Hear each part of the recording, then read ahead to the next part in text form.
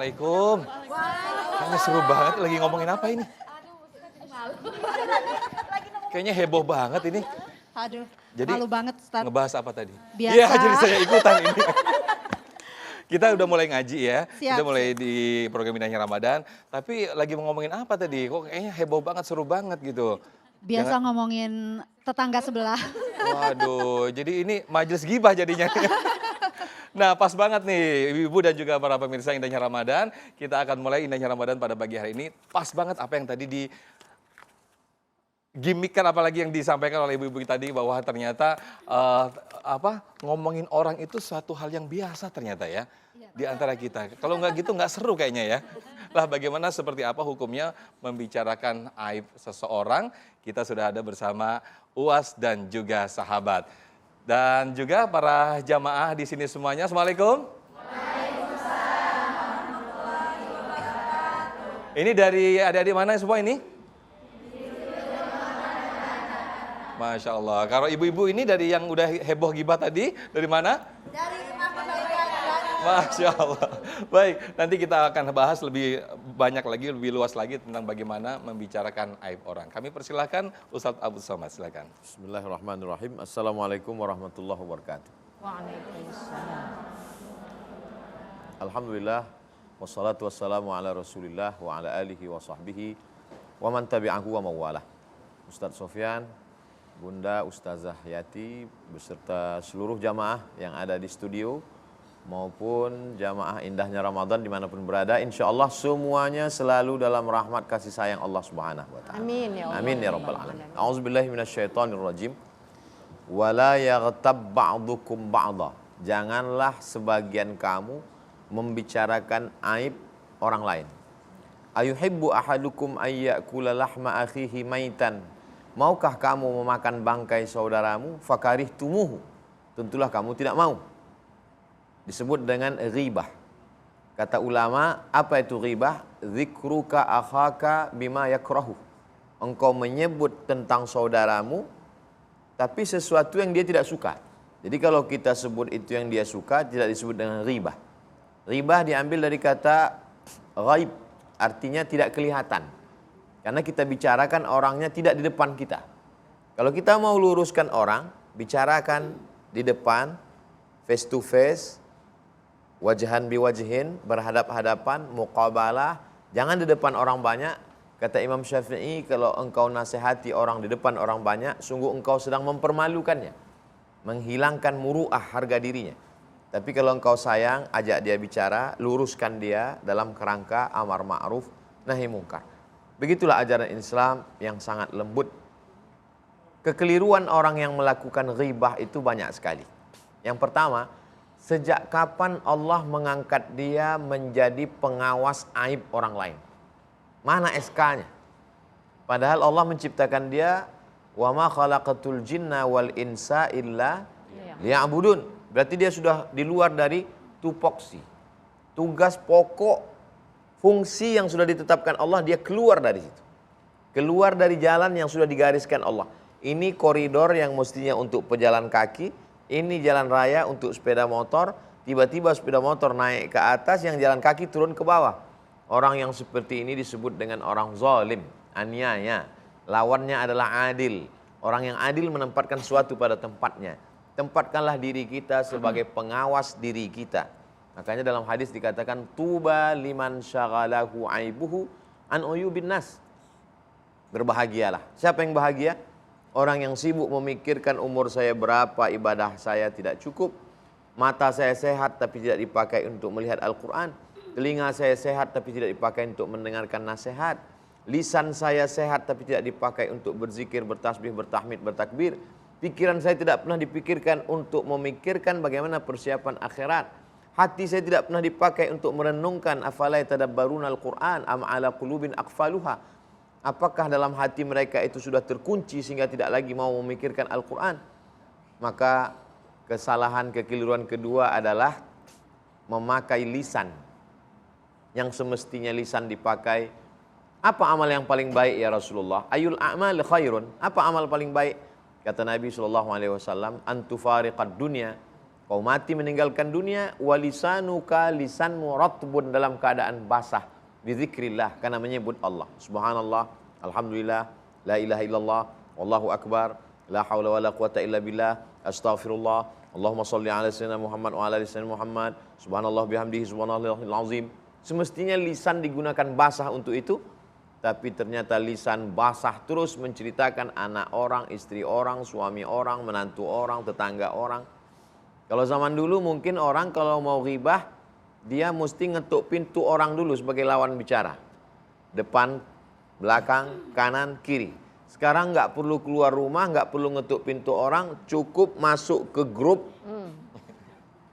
komplitlah penderitaan.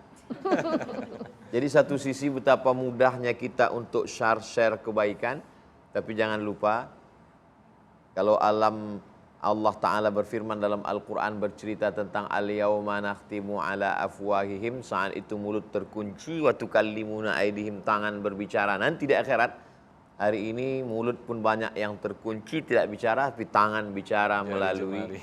Kalaulah jempol itu bisa bengkak besar sekali. Yang ketiga, sejak kapan kita diangkat menjadi hakim untuk memutuskan perkara orang lain? Nahnu du'at, kita ini adalah da'i yang mengajak orang. La qudat, kita ini bukan hakim yang menjudge, memutuskan perkara orang. Yang paling mengerikan adalah ketika amal kita berpindah kepada orang lain dan amal dosa orang lain berpindah kepada kita. Ya'ti yaumal qiyamati bi salatin. Ada orang yang datang menghadap Allah pada hari kiamat, salatnya banyak, wa siyamin, puasa sunatnya banyak, wa zakatin, zakatnya banyak, wa hajjin, hajinya banyak. Tapi ternyata qad syatama hadza, mencaci maki si fulan, wa akala mala hadza, memakan harta si fulan, wa qadhafa hadza, menuduh si fulan, membicarakan aib si fulan. Ukhidat hasanatuhu, diambil pahala salatnya, diambil pahala puasanya terbang, pahala sedekahnya melayang, pahala sholat malamnya hilang. Setelah pahalanya habis, sementara yang dia ghibah, yang dia ceritakan aibnya, yang dia ghibahi, yang dia gosipin ini masih panjang antriannya. Ukhidat khatayahum, diambil dosa mereka. Thumma turihat ilaih, dicampakkan kepada dia. Thumma turiha finnar, lalu dia dimasukkan, dicampakkan, dijerumuskan ke dalam api neraka. Inilah orang yang masuk neraka bukan karena zina, bukan karena minum khamar, bukan karena LGBT, bukan karena mabuk, tapi karena lisan, karena lidah. Lisan ini makhluk Allah yang unik. Orang bisa keluar dari kekafiran ke dalam keislaman, keimanan, karena lisan. Asyhadu an la ilaha illallah wa asyhadu anna Muhammadan Rasulullah. Orang bisa dapat syafaat Al-Quran karena lisan. Iqra'ul Quran, fa innahu ya'ti yaumal qiyamah syafi'an li ashabi. Baca Quran. Quran akan menjadi pemberi syafaat bagi orang yang membacanya. Orang akan menjadi hidup dan menjadi mati karena lisan. Mathalul ladzi yadhkuru rabbahu wal ladzi la yadhkuru rabbahu kamathalil hayyi wal mayyit. Perumpamaan orang yang hidup dan orang yang mati adalah perumpamaan orang berzikir. Ketika kita berzikir, lisan bergerak, kita hidup. Ketika kita lupa dan lalai, berarti kita mati. Hidup dan mati terletaknya di lisan. Orang yang paling tinggi tempatnya adalah orang yang azan. Azan adalah suara dari tenggorokan yang keluar melalui mulut karena lisan bicara. Lisan ini makhluk yang luar biasa. Dibuatkan dia dalam penjara dan kerangkengnya dua. Kerangkeng yang pertama gigi, kerangkeng yang kedua bibir. Tapi dia selalu lolos keluar. Inilah narapidana yang terus keluar. Yang bisa melewati para polisi, security, para penjaga, sipir, semua dia lewati. Makanya betul kata orang-orang tua kita dulu, mulut kamu harimau kamu. Dia bisa menjadi penyelamat dari azab Allah. Wa ma kana Allahu liyu'adzibahum wa anta fihim wa ma kana Allahu mu'adzibahum wa hum yastaghfirun. Allah tidak akan menurunkan azabnya selama masih mau beristighfar, dan itu adalah amalan lisan. Dan di Ramadan ini kita dididik untuk menjaga lisan. Di Ramadan ini kalau ada yang datang ke rumah kita ngajak bicara, nelpon, gimana anak Syanu, suami Syanu? Nanti setelah buka puasa kita lanjut. Ya, sama aja. Demikian Ustaz Sofyan. Masya Allah, terima kasih Ustaz Somad atas paparannya dan luar biasa sekali. Nanti kita akan lanjutkan lagi setelah jeda. Nanti Bunda Yati Priyati akan membicarakan tentang kenapa sih kita ini selalu cenderung untuk membuka atau membicarakan aib orang lain. Setelah sahur yang berikut ini. Kita sahur dulu Bunda, silakan Ustaz. Kita sahur dulu.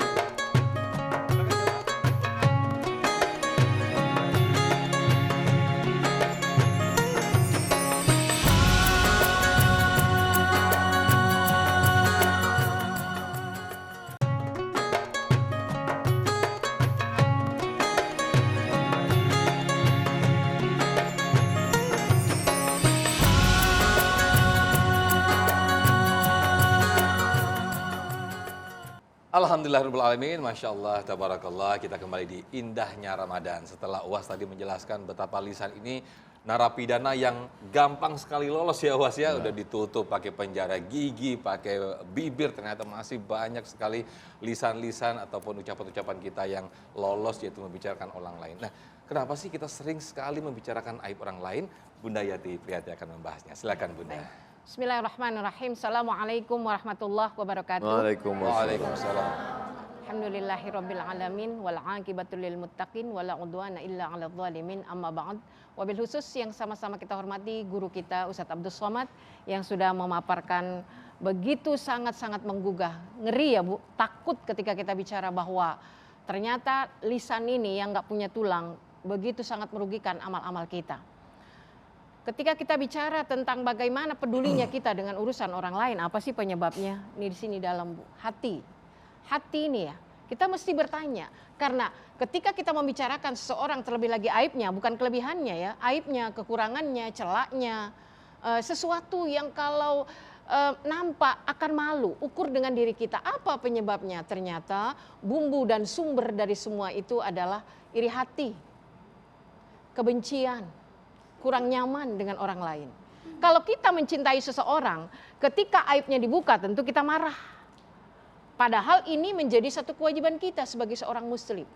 Maka ketika kita ingin aman dari hal-hal yang tadi disampaikan oleh Ustadz, mana yang perlu kita kenal? Diri kita, amal kita. Ini ada juga cerita para ulama, para salafus saleh. Mereka untuk menjaga bagaimana lisannya, yang kata Ustadz tadi penjaranya begitu tebal, sudah ada bibir ya. Walisana wasyafatain, ini udah ada gigi, udah ada bibir, tapi pun bahkan ibu-ibu ini lebih sanggup menahan derita kurang makan dari suaminya daripada menahan sesuatu yang dibicarakan dan kita tahu banyak. Rasanya udah pengen nyemplung aja ke sana. Lapar bisa kita tahan ya, kesusahan bisa kita tahan, tapi bagaimana ketika ada orang membicarakan aib orang lain dan kita tahu banyak. Disinilah kita bertarung nafsu kita ini. Untuk ikut nimbrung atau tidak. Ketika kita balik, kita posisikan deh diri kita seperti orang yang sedang jadi objek pembicaraan, bagaimana rasanya. Yang pertama, kita lihat bahwa kita bisa berada di sini semua Bu, karena Allah tutupi aib kita. Malu rasanya. Kalau Allah ceritakan tentang keburukan kita, wallah naudzubillah, tapi Allah yang Rahman dan Rahim saja menyuruh kita menutupi aib kita, jangan diceritakan. Siapa yang berbuat maksiat di malam hari, jangan ngoceh di siang hari. Siapa yang sedang konflik dengan suaminya, jangan ditanya di media sosial, dijawab apa yang Anda pikirkan. Gue lagi mikirin ini nih, itu. Alangkah bodohnya kita terpancing dengan media. Jadi ketika kita menjaga diri kita dari segala hal yang membawa hasutan dalam diri, otomatis kita nggak punya kepentingan untuk ngurusin orang lain. Kenapa? Karena hidup kita pasti selalu akan bersinggungan dengan orang lain Bu. Tidak mungkin kita hidup di dunia ini semua orang senang. Tidak juga semua orang ini benci pada kita. Nah disitulah kita lihat bahwa yang pertama, manakala kita sibuk melihat diri kita. Contoh, prinsip yang pertama, ketika kita melihat orang lain yang lebih tua, Masya Allah, orang itu hidup lebih dulu dari saya. Berarti amal-amalnya lebih banyak tawadunya. Ketika kita melihat yang lebih kecil, Masya Allah, dia baru hadir di dunia ini. Artinya dosanya belum banyak, maksiatnya belum banyak, maka dia lebih baik dari saya. Selalu merasa diri ini seperti orang yang penuh dengan dosa. Selalu merasa diri ini bahwa sayalah yang banyak dosa. Sayalah yang harus belajar tentang bagaimana menata diri yang lebih baik. Demikianlah ajarannya. Maka keinginan kita untuk mengetahui hidup orang lain sah-sah saja. Zaman sekarang kan, oh saya nggak ngegosip kok. Oh saya nggak ngegibah, saya cuma kepo. Ah inilah apa? Tolong kepoin dong. Nah jadi inilah persoalan yang mesti kita lihat terlebih lagi di era media sosial seperti ini. Semakin kita punya media yang begitu canggih, kita beli paket, kita punya HP, bukannya malah nyaman, hidup kita semakin merinding. Ya Bu, apalagi ketika tingkatan strata ekonomi berbeda. Pagi-pagi dia sudah nyampe di tempat istirahat, di tempat yang nyaman. Kita masih sekitar dapur, antara kamar. Oh betapa menderitanya kita sementara dia begitu bahagia. Muncul apa? Membanding-bandingkan nikmat hidupnya dengan hidup orang lain. Allah begitu banyak memberikan nikmat padanya. Orang lain foto di depan mobil baru, padahal kita nggak tahu itu mobilnya apa bukan. Tapi kita yang lihat udah meriang duluan. Kata suami, kenapa mah? Nafkah cukup, tapi kenapa wajahmu itu jarang tersenyum? Pokoknya Pak, selama dia masih nampak di depan mata, terus demikianlah. Alladzi yuwaswisu fi sudurin nas. Muncullah tajasus. Kayak tadi nih ibu-ibu was-was. Ya, tajasus was-was ya. Dipancing oleh satu, nimbrung yang lain. Kata Ustadz nggak mesti keluar rumah. Emang sekarang udah jarang ngumpul kayak gini, Tot. Tapi berjam-jam, suami bilang, "Mah, kopi, bentar Pap, lagi asik." Sampai-sampai Mu, masak nasi, lupa dipencet. Belum ada encok. Belum dipencet encoknya itu. Ya, sampai mau makan. Lo kok masih beras? Karena buru-buru. Asiknya dunia maya, ya, juga bisa mengalahkan asiknya ngegosip dunia nyata. Mana dosanya? Sama aja. Bukankah ketika kita dihina di dunia maya sama sakitnya seperti di dunia nyata? Sama seperti kita dibicarakan di dunia maya, dosanya pun sama. Allah, hati-hati. Di sekitar kita ini ada malaikatnya akan mencatat. Ya, Raqib Atid, ibu sekalian yang dirahmati Allah. Mudah-mudahan dengan banyak bermuhasabah diri. Nggak usah ngurusin suami orang, urusin suami kita Bu ya. Milik kita satu-satunya. Ya, biar kata ganteng itu laki orang Bu. Kita nggak bakalan dapat jatah Bu. Biar kata kaya itu laki orang Bu, nafkah yang paling hak adalah istrinya. Kita hanya melamun dan menghayal. Yuk kita lihat bagaimana Allah berikan suami yang begitu sabar, yang begitu bertanggung jawab. Insya Allah hidup kita menjadi tentram. Amin, amin ya rabbal alamin. Masya Allah, terima kasih paparannya Bunda Yari. Tapi ada pertanyaan ketika begini, ketika kita ada dalam bertetangga, kehidupan bertetangga, lalu kita ngomongin seseorang, ngomongin ke tetangga si A misalnya, kita ngajak tetangga si B, kamu jangan berteman sama dia. Tapi ini untuk kebaikan si B ini. Nah ini termasuk ghibah atau bagaimana nih Ustadz? Dijawab nanti ya. Kita sahur dulu ya. Silakan Bunda, kita sahur dulu. Ya, Ustadz silakan Ustadz.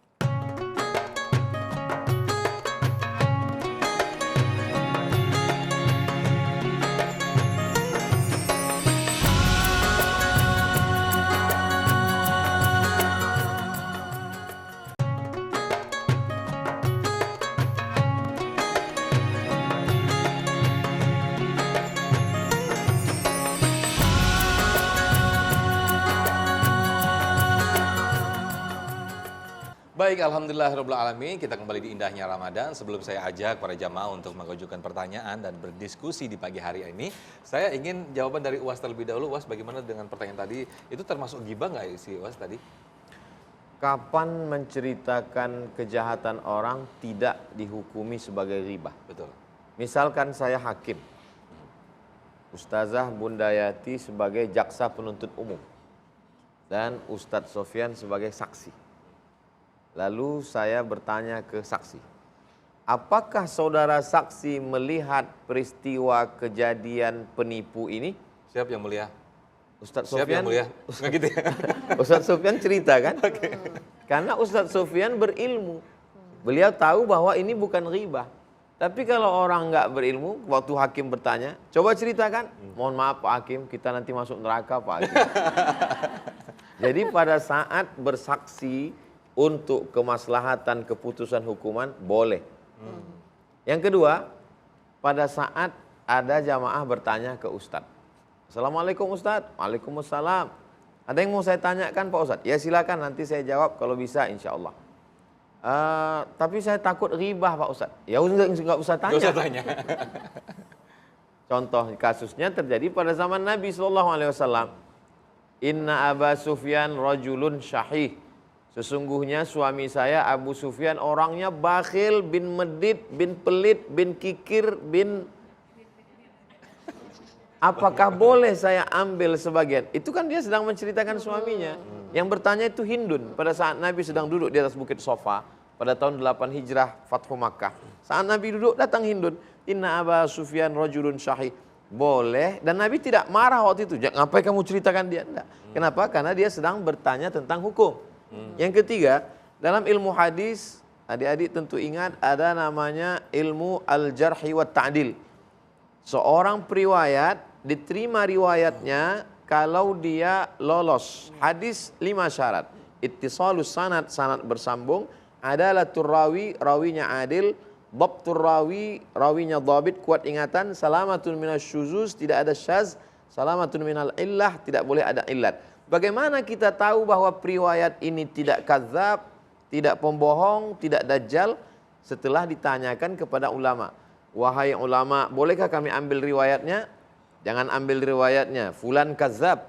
Apakah ulama ini ghibah? Tidak. Kenapa? Karena sedang memperlihatkan, menunjukkan kebatilan seseorang. Jadi kalau dalam 3 kasus, bertanya hukum keputusan pengadilan. Yang kedua, mempertanyakan hukum fatwa. Yang ketiga, untuk menunjukkan kebatilan orang lain supaya selamat, maka dibolehkan. Tapi kan nggak diulang-ulang tiap hari. Ini biasanya nikmat ini kan kalau diulang terus. Ada new edition. Ada terus edit barunya. Jadi sebetulnya setan sedang mempermainkan. Wala udhillannahum, aku sesatkan mereka. Setelah mereka sesat, ada bumbunya. Wala umanniyannahum, aku buat mereka berimajinasi, berhalusinasi. Dan ketika ditanya, salah satu di antara peserta gosip unlimited itu, ini kayaknya gosip yang enggak. Ini kan masih enggak keluar dari yang 3 dijelaskan Ustaz Somad kemarin. Tapi to be continue ya, terus-terusan. Setan sedang bermain. Masya Allah, itu yang dijelaskan alladzi yuwaswisu fi sudurin nas Minal minal jinnati jinnati wan nas. Baik, saya kembali ke jamaah dari adik-adik dari Institut Ilmu Al-Quran. Silakan, boleh berdiri langsung? Oke. Assalamualaikum warahmatullahi wabarakatuh. Waalaikumsalam warahmatullahi wabarakatuh. Nama saya Cairunisa Aribah dari mahasiswa Institut Ilmu Al-Quran Jakarta. Pertanyaannya, apa hikmah dibalik Allah mengumpamakan orang yang membicarakan aib orang lain bagaikan orang yang memakan bangkai saudaranya sendiri? Terima kasih. Wassalamualaikum warahmatullahi wabarakatuh. Waalaikumsalam. Silakan Bunda Yati. Iya. Subhanallah ya, perumpamaan Allah ini sangat mengandung ibrah buat kita ya. Ini kalau pikir aja pakai akal deh, doyan nggak kita bangke? Lagi bangkainya bangkai saudara gitu. Saudara kita yang kita makan bangkainya itu nggak tahu karena dia udah mati. Sama dengan gibah. Mereka yang kita bicarakan tahu nggak? Nggak tahu. Jadi orang-orang yang makan kebusukan itu udah bisa dinilai karakternya seperti apa. Kemudian ketika dimakan apa sih manfaatnya? Bahasa kita lebih dalamnya adalah sangat menjijikkan. Ya, saudara ya, perumpamaan yang lebih dekat lagi saudara itu, bangkai saudara. Jadi manakala kita ingat kalam Allah ini, Allah ya kita sedang belajar ya Bu, ke sana ya Bu ya. Jadi tadi mau gimmick aja kan Bu ya, bukan beneran. Insya Allah ya, jadi kita cari yang banyak manfaat, kita cari yang membawa ketenangan, terlebih lagi di bulan Ramadan. Masya Allah, isi waktu dengan baca Quran ya. Tadi kata Ustadz kita lanjutin sampai berbuka, maksudnya tilawahnya gitu. Ya, jadi ketika kita ada pembicaraan tuh, kita lagi puasa. Ramadan ini melatih bagaimana kita mulai ngerem ini, lisan kita. Mulai kita memprioritaskan waktu kita yang utama tuh untuk apa. Karena sesungguhnya orang-orang yang rugi ya yang mudah terbawa tadi ya, bahkan berlanjut kemudian unlimited ya, bukan hanya paket aja ya, tapi gibah aja sampai kapan? Selamanya. Ketika hati ini masih bersarang terus kebencian, rasa dendam, maka selamanya kita tak akan pernah senang melihat orang lain atau melihat saudara kita lebih bahagia dari kita. Baik, siapa lagi yang mau bertanya? Wah, ramai sekali. Saya pilih salah satu dulu. Oke, ini adik kita. Silakan berdiri. Assalamualaikum warahmatullahi wabarakatuh. Waalaikumsalam warahmatullahi wabarakatuh. Perkenalkan, nama saya Andi Fadilatul Awaliyah dari Institut Ilmu Al-Quran Jakarta. Saya ingin bertanya kepada Ustadz dan Bunda, bagaimana cara kita menghindari ajakan orang yang suka membicarakan aib orang lain? Itu saja. Wassalamualaikum warahmatullahi wabarakatuh. Waalaikumsalam. Kalau kita menghindari, ntar dikiranya nggak mau berteman nih Ustadz. Gimana nih ya Ustadz? Yang pertama, jangan pernah takut penilaian orang. Karena ketika kita menghadap Allah, semua orang-orang ini tidak akan pernah ikut serta. Yatsba'ul mayyita salasun, yang mengiringi manusia ada 3. Pertama, maluhu, hartanya sampai ke pelataran parkir, ke tepi liang lahat, habis itu pulang lagi. Yang kedua, ahluhu, temannya satu grup ghibah unlimited tadi, itu hanya sampai di situ, setelah itu mereka pun pulang dan menceritakan kita lagi. Ingat, ketika kita punya teman suka ngajak kita bicara orang lain, saat kita dia dengan orang lain, dia akan bicarakan kita. Itu pasti. Saat dia berada di depan kita, dia akan ajak orang lain. Dia akan ceritakan aib orang lain. Tapi saat kita sedang tidak berada di depan dia, maka kitalah yang akan menjadi objek dia dengan orang lain. Ini sudah hobi yang na'udzubillah. Lalu kemudian ketika kita masih berharap pada penilaian orang, nanti nggak dihargai orang, nanti nggak dianggap bestie, nanti nggak dianggap satu geng, nanti nggak dianggap satu grup, nanti akan dikucilkan. Lalu di mana letak iman? Di mana letak iman bahwa kita akan mati di liang lahat, akan ada mahsyar, akan ada hisab, akan ada timbangan amal, akan ada titian siratal mustaqim. Disitulah letak iman kita kepada Allah SWT. Ini belum lagi tawaran jabatan, harta, kekuasaan, baru hanya sekedar persaudaraan. Ingat, al-akhilla, orang-orang yang berteman. Ba'duhum li ba'din adu. Yauma idzin, pada hari itu nanti mereka saling bermusuhan. Gara-gara kamulah saya makan bangkai. Gara-gara kamu juga. Kamu kok ngajak saya? Ya kamu kok ikut? Illal, kecuali orang-orang yang bertakwa kepada Allah. Mereka saling memuji. Gara-gara kamu saya baca Quran. Enggak, gara-gara kamu yang ingatkan saya. Mereka saling memuji di hadapan Allah. Mudah-mudahan kita termasuk dalam golongan yang saling memuji di hadapan Allah. Amin. Yang kedua, orang yang membicarakan aib orang lain itu, kenapa dia sulit untuk berhenti? Karena dia meyakini bahwa ada amal yang bisa menutupi ini. Jadi logika dia berpikir sendirian. Siapa yang berpikir sendirian menarik kesimpulan sendirian? Ana khairum minhu. Khalaqtani min nar, kau ciptakan aku dari api, wa khalaqtahu min tin. Dia kau ciptakan dari tanah, ana khairum minhu, aku lebih baik daripada dia. Itu pola pikir iblis. Allah tidak pernah mengatakan api lebih baik daripada tanah. Allah tidak pernah mengatakan tanah lebih hina daripada api. Lalu siapa yang menarik kesimpulan bahwa tanah lebih hina dan api lebih mulia? Iblis.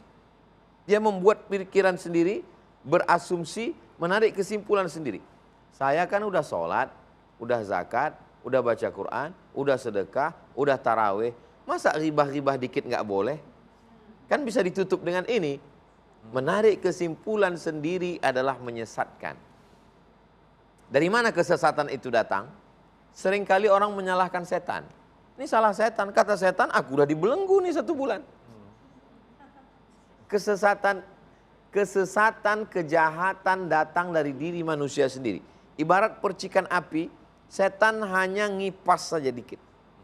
Mohon maaf, tukang sate jangan tersinggung. Setan hanya ngipas. Kalau nggak ada percikan apinya setengah mati, lalang kering tidak akan menyala. Maka cepat padamkan dia. Yang ketiga adalah lagi-lagi la'allakum tattaqun, takut amal hilang, takut amal melayang, takut masuk neraka, takut makan bangkai, takut tidak dipandang Allah, takut melalaikan wasiat Rasulullah. Rasa takut itulah yang sedang kita pupuk selama 14 jam lebih kurang. Dari mulai makan sahur, start imsak jam 5, sampai berbuka jam 6.30, 13 jam setengah. Itu ditanamkan dalam diri kita. Dalam sholat dari mulai takbiratul ihram sampai salam. Dalam umroh dari mulai labbaik Allahumma labbaik, di Bir Ali sampai akhirnya tahallul. Itu semua ada tujuan. Ibadah ini bukan sekedar ritual hampa kosong. Tapi yang diinginkan adalah bagaimana takut kepada Allah. Mudah-mudahan hati kita dengan Ramadan ini takut untuk membicarakan aib saudara kita, insya Allah. Amin. Masya Allah. Wallahu a'lam. Siapa lagi yang mau bertanya? Nanti dulu. Kita lanjutkan sahur dulu. Masih ada 1 segmen lagi. Silakan Ustadz, Bunda, silakan kita sahur dulu.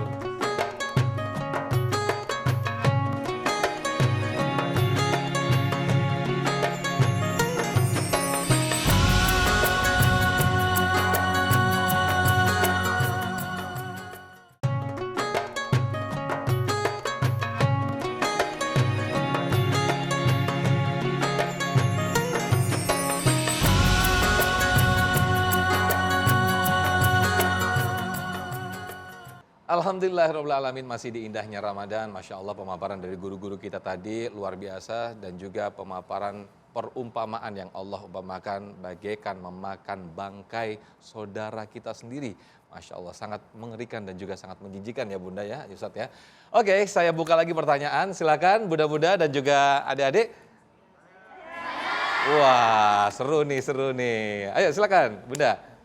Bismillahirrahmanirrahim. Assalamualaikum warahmatullahi wabarakatuh. Waalaikumsalam warahmatullahi wabarakatuh. Afwan, nama saya Tati dari Rumah Kebaikan. Izin bertanya Ustadz, bagaimana cara menyikapi ketika ada orang yang menggibahi kita terus-menerus dan kita menginginkan agar kita tidak terpancing gitu, tetap tenang gitu ketika mereka menggibahi kita. Hanya itu aja yang bisa saya sampaikan. Assalamualaikum warahmatullahi wabarakatuh. Waalaikumsalam, terima kasih Bu Tati. Silakan Ustadz. In ja'akum fasiqun binaba'in fatabayyan. Dalam qiraat lain fatathabbatu. Kalau ada orang yang membawa suatu berita yang tidak benar, maka tabayyunlah. Klarifikasi. Prakteknya Pak Ustadz, saya amalkan begitu. Jadi ketika saya dapat berita, Ustadz Abdul Somad ini orang ngomong begini, saya cari waktu yang tepat. Kebetulan pas lagi ke masjid ketemu sama orangnya. Saya tanya berdua, saya tidak libatkan orang lain. Saya dapat kabar kamu ngomong begini tentang saya. Itu tidak benar. Yang kamu terima itu adalah isu hoax, tidak benar. Saya kalau ada isu macam-macam, saya klarifikasi satu kali. Tidak bolak-balik klarifikasi, nanti malah menjadi berita. Klarifikasi satu kali, posting di Instagram, yang belum follow silakan follow. Setelah itu berarti kita sudah selesai dengan hamba Allah. Adapun kepada Allah, minta supaya hati kita dilembutkan. Kita diajarkan untuk mendoakan orang sebagaimana yang diajarkan Nabi SAW. Allahumma hdi qaumana, Allahumma hdi qaumi fa innahum la ya'lamun. Pada saat perang Uhud. Ya Rasulullah, doakanlah mereka, engkau punya satu doa mustajab. Kalau engkau doakan maka hancur mereka semua. Kata Nabi, lam ub'ats la'anan. Aku tidak diutus menjadi tukang laknat. Laknat artinya ba'idun anir rahmah, jauh dari rahmat kasih sayang Allah. Nabi doakan mereka. Begitu juga ketika Nabi di Taif. Istri Khadijatul Kubra meninggal radhiyallahu anha. Paman Abu Talib meninggal.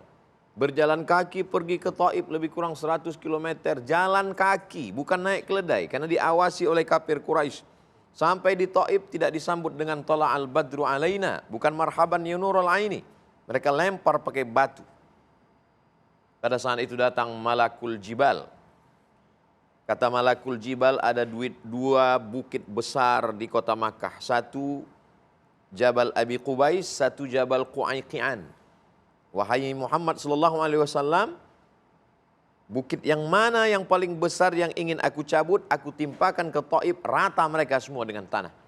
Apa kata Nabi SAW? Asallah an yukhrij min aslabihim man ya'budullaha wa la yushrika bihi syai'a. Ya Allah, keluarkan dari tulang sulbi mereka orang Taif itu, orang-orang yang akan mentauhidkan engkau dan tidak mempersekutukan engkau. 100% orang Taif sekarang muslim. Berkat doa Nabi SAW. Ada fikih, ada akhlak, tasawuf, kesucian, kelembutan hati. Wa jaza'u sayyi'atin sayyi'atun misluha. Perbuatan jelek balas dengan yang sama. An-nafsu bin nafsi, kalau dihilangkan nyawamu, hilangkan juga nyawanya. Al-ainu bil aini, kalau ditusuk matamu, tusuk juga mata dia. Wal juruha qisas, kalau engkau dilukai, lukai juga dengan luka yang sama. Tapi ayat itu kan belum titik, masih koma. Faman afa wa aslaha fa ajruhu 'ala Allah. Siapa yang mau memaafkan, siapa yang mau berdamai, maka Allah akan memberikan balasan. Balasan orang yang bersyukur, la azidannakum. Tapi balasan orang yang sabar, innama yuwaffas sabiruna ajrahum bighairi hisab. Nabi ketika di Madinah, apa kata orang Yahudi, Bani Nadir, Bani Quraizah, Bani Qainuqa, Khaybar? Assalamu alaika. Assalamu alaika, keselamatan untukmu. Assalamu alaika, matilah kau. Ketika itu Sayyidatuna Aisyah langsung menjawab, wa'alaikumussalam wal la'nah, matilah kamu dan kamu dilaknat. Kata Nabi, mahlan ya Aisyah, innallaha yuhibbur rifqa fil amri kulli. Allah suka kita bersikap lembut. Tapi kamu tidak balas ya Rasulullah. Aku sudah balas kata Rasulullah. Apa balasannya? Nabi mengatakan wa'alaikum, kamu juga. Jadi kalau kita dilempar orang pakai batu, lempar dia pakai bunga. Dia lempar 2 kali, lempar 2 kali pakai bunga. Dia lempar 3 kali, lempar juga pakai bunga, yakinkan potnya ikut sekalian. Itu waalaikum juga itu ya. Oke, baik, selanjutnya saya ke adik-adik dari mahasiswa IIQ. Ada yang mau tanya, silakan. Mana? Oke, yang mana nih? Yang mana nih? Ayo silakan. Ya. Assalamualaikum warahmatullahi wabarakatuh. Waalaikumsalam. Saya Siti Rialin Goivi dari mahasiswa IKI Jakarta. Saya izin bertanya, apa konsekuensi dari orang yang selalu membicarakan aib orang lain ketika di dunia maupun di akhirat? Terima kasih. Wassalamualaikum warahmatullahi wabarakatuh. Waalaikumsalam. Silakan Bunda. Di akhirat sudah jelas, tadi Ustadz sudah menjelaskan banyak ya. Rugi kita, ya amal-amal kita ditransfer ke yang kita omongin. Dosa dia ditransfer ke kita, bangkrutlah kita di sana. Capek-capek jalan nih, bawa nih semangat menghadap Allah Subhanahu Wa Taala. Begitu menghadap, kosong ternyata. Kenapa? Bocor, bocor nih. Orang bawa beras karung tapi karungnya bocor. Di dunia, lihat hidupnya nggak tenang. Gimana mau tenang kalau kepo mulu sama orang? Iya, hidupnya selalu pusat perhatiannya ada orang lain. Orang lain yang dilihat nikmatnya begitu banyak, dia orang yang tertinggal. Tidak mau lebih dari orang lain, bahwa dirinya yang selalu lebih cantik, lebih kaya, lebih rupawan, lebih sukses. Sehingga begitu melihat orang lain lebih, dia meriang. Lihat saudaranya beli motor, sesak napas. Lihat saudaranya beli mobil masuk IGD. Lihat saudaranya rumahnya direnov, innalillahi wa inna ilaihi raji'un. Jadi disinilah dilema hati, ya. Jadi bagaimana kita bisa bertahan dengan kondisi batin yang rusak? Padahal jiwa yang tenang itu adalah jiwa yang selalu merasa cukup. Memang nih dari kita perempuan, mohon maaf nih, mudah-mudahan ya Ustadz juga sama kali ya. Memang ini qanaah agak susah sama kita nih dari perempuan. Perempuan lebih susah qanaah Bu, kita lebih banyak belajar tentang qanaah ya Bu ya. Apalagi nih perempuan yang banyak pergaulannya, kok enak ya. Dia dapat fasilitas ya Allah, suaminya gajinya besar gitu ya. Sehingga kita selalu membandingkan hidup kita dengan orang lain. Ketidakmampuan kita menyebabkan hati kita menjadi tidak bersih, maka yang muncul adalah rasa tidak tenang. Ya. Kemudian yang berikutnya adalah tidak fokus kepada diri sendiri. Tidak fokus, orientasinya adalah orang lain. Maka karena tidak fokus pada diri sendiri, banyak target-target hidupnya yang gagal. Banyak tujuan-tujuan yang tidak tercapai. Banyak hal-hal yang ada di sekitarnya terabaikan. Suami nggak diurus, anak dicuekin, ya karena hanya fokus kepada urusan yang sedang dia rasanin ini. Dan yang terakhir adalah orang-orang yang selalu ingin bagaimana orang lain menjadi bumbu dalam lisannya ini. Terakhir sekali adalah banyak buang-buang waktu. Waktu kita pendek Bu, ya pendek ini, bukan waktu yang panjang. Hati-hati nih, Ramadan berjalan sekian hari. Dari sekian hari yang kita lalui, kualitas mana yang paling tertinggi? Maka kita berlomba-lomba memanfaatkan Ramadan ini sebagai momen terbaik. Kenapa? Jadikan Ramadan ini Ramadan terbaik bagi kita. Karena wallah belum tentu Ramadan yang akan datang kita bisa bertemu. Kalau kita dipertemukan oleh Allah dengan Ramadan di tahun ini adalah satu nikmat. Nikmat yang sangat luar biasa dari Allah. Maka stop semuanya. Mari kita fokus pada amaliyah kita yang insya Allah menjadi kualitas terbaik, Ramadan terbaik buat kita. Amin, amin. Masya Allah. Terima kasih Bunda Yati. Dan juga UAS tadi yang sudah memberikan materi pemaparannya. Jadi santai aja, cool aja, santai. Cukup nanti kalau misalnya diomongin sama orang, kita cukup satu statement. Kasih video klarifikasi, jangan lupa like and subscribe. Gitu ya Ustadz. sedikit Ustadz, kesimpulan Ustadz. Silakan Ustadz, dari apa yang kita bahas sepanjang pagi ini Ustadz. Ketika kita menempatkan sesuatu tidak pada tempatnya, maka kita sedang mengundang murka Allah. Kita letakkan lidah yang semestinya bertasbih bertahmid, malah menceritakan aib orang lain. Kita letakkan diri kita yang mestinya beribadah, malah menjadi penghakim, penghukum, judge orang lain.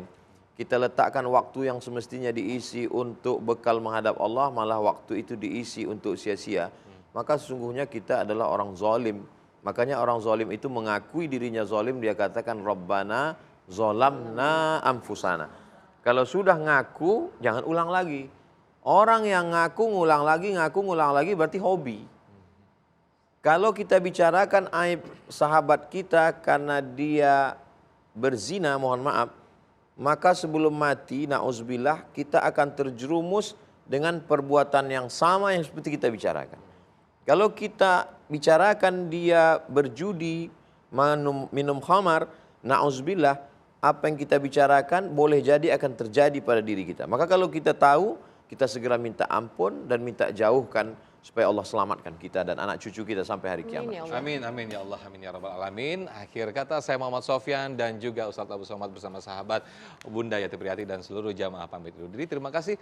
Wassalamualaikum warahmatullahi wabarakatuh. Allahumma tahhir qulubana minan nifaqi wal hasadi wal kibriyai wal azamah. Sucikan hati kami dari hasad, dengki, busuk hati, merasa diri lebih mulia, merasa diri lebih hebat dari orang lain.